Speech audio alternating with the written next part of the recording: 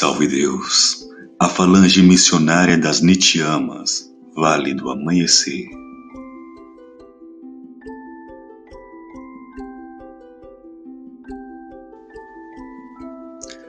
Foi na Grécia, numa cidadezinha que, segundo a tia Neiva, chamava-se Nitiama, muito árida e seca, a ponto de os homens partirem para a caça e para as guerras, formando legiões enormes, deixando a cidade por conta das moças.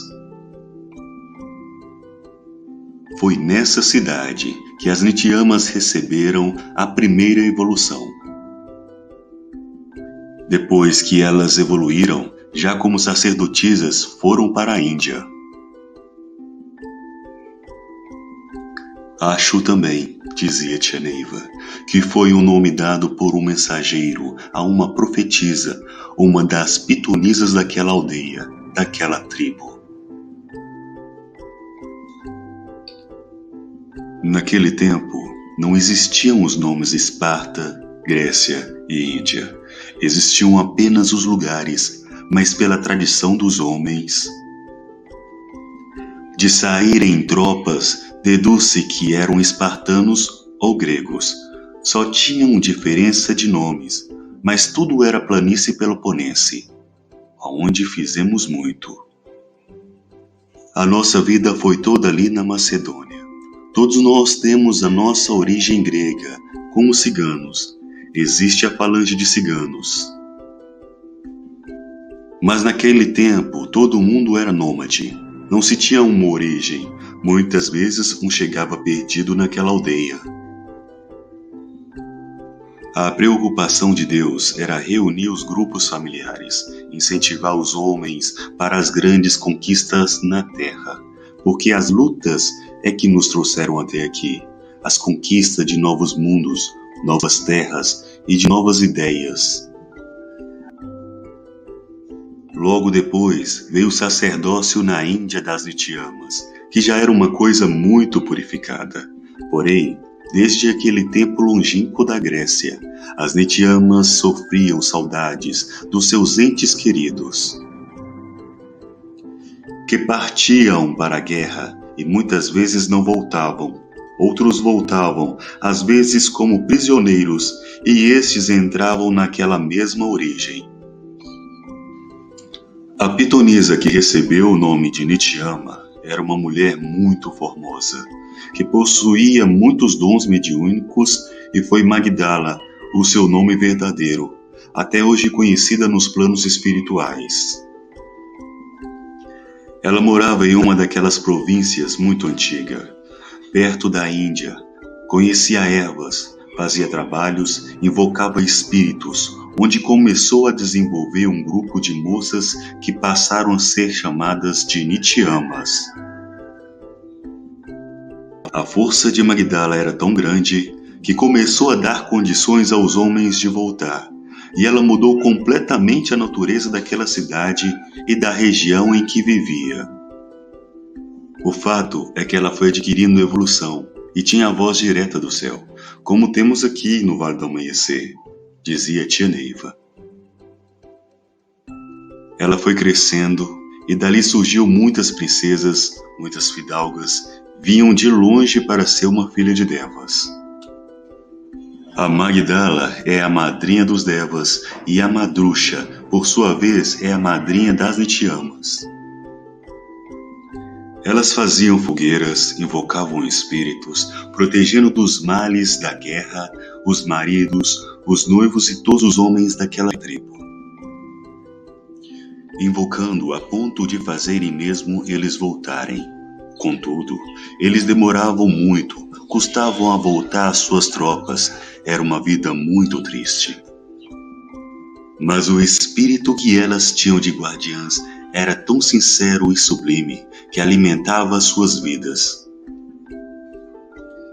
Na realidade, elas eram solitárias mesmo, e quando os homens voltavam, formavam brincadeiras, dançavam em volta das fogueiras, cobrindo o rosto com um véu, e eles, deslumbrados com a dança e com a beleza daquelas jovens, escolhiam entre elas a sua esposa.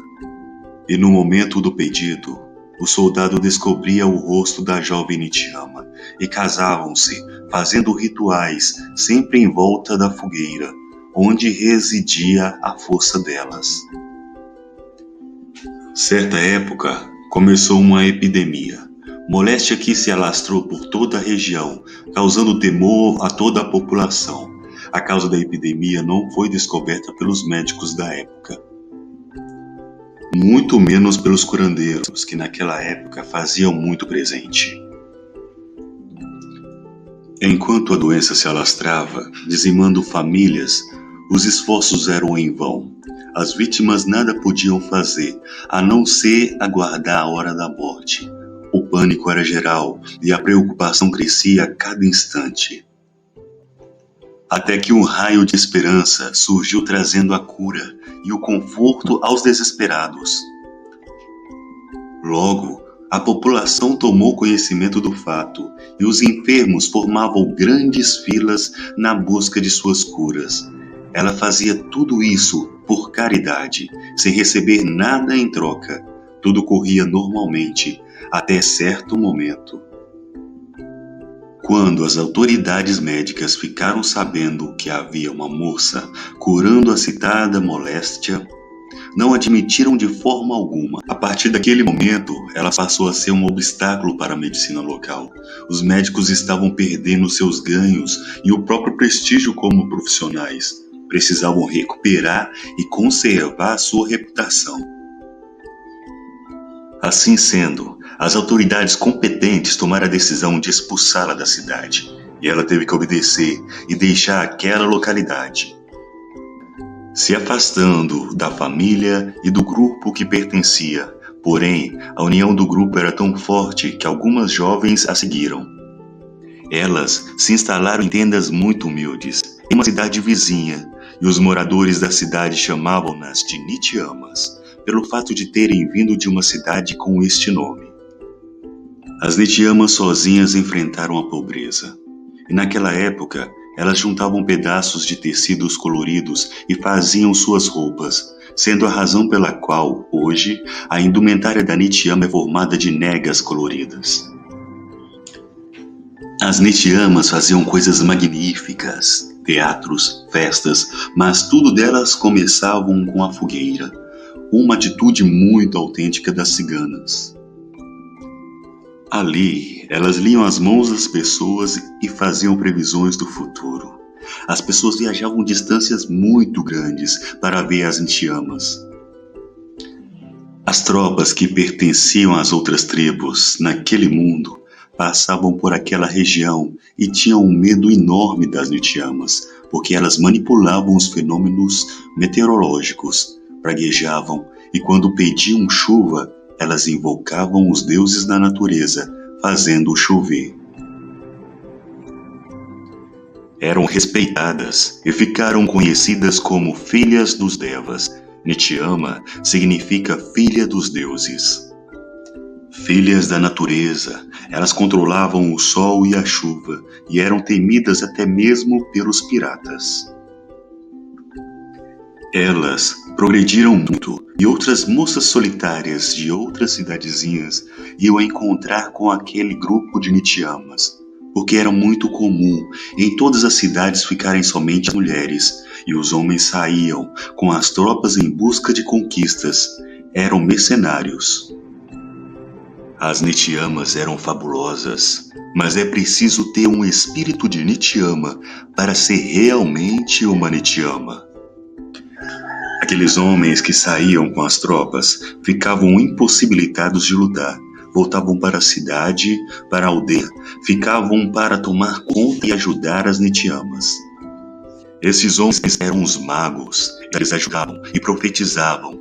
Tinham também as faculdades mediúnicas, desenvolviam a sua mediunidade, adivinhavam e possuíam uma doutrina. Eram também aqueles jovens que atravessavam os mares e traziam uma doutrina, um esclarecimento do que era a vida neste universo. Assim como Magdala, os magos tinham comunicação com Deus, com os planos espirituais, porém, nossa civilização não falava em planos espirituais. Existia para eles apenas um Deus, e somente depois de Jesus é que foram formados planos espirituais, como o Canal Vermelho e outros. Os magos faziam muitas coisas, e juntamente com as Nichiamas realizavam uma festa que era o preparativo dos mestres, onde as jovens cobriam o rosto com um véu, e os homens que chegavam escolhiam entre elas a sua noiva. Por isso é que a Nichiama só poderá ser solteira, caso contrário, poderá correr o risco de uma nova escolha. Era um ritual muito bonito, e tia Neiva deu graças a Deus na ocasião em que contava esta história, porque na época as forças já favoreciam o desenvolvimento destes rituais.